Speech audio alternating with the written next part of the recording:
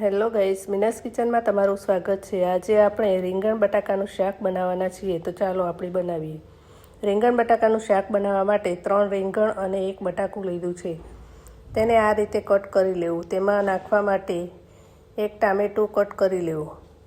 વઘાર કરવા માટે કુકરમાં 2 પરી તેલ લીધું છે।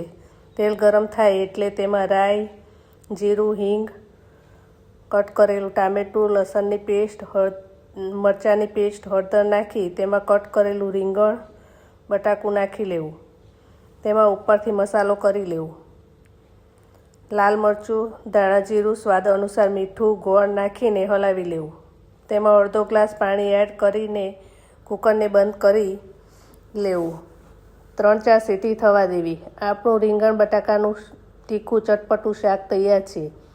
એક ડીશમાં લઈ લેવું અને ઉપરથી લીલું લસણ એડ કરી લેવું। તેને રોટલા, રોટલી, ભાખરી સાથે ખાવાની ખૂબ જ મજા આવે છે। જો તમને વિડીયો ગમ્યો હોય તો વિડીયોને લાઇક કરો, શેર કરો અને ચેનલને સબસ્ક્રાઈબ કરો। મળીશું એક નવી રેસિપી સાથે। ત્યાં સુધી બાય બાય, થેન્ક યુ।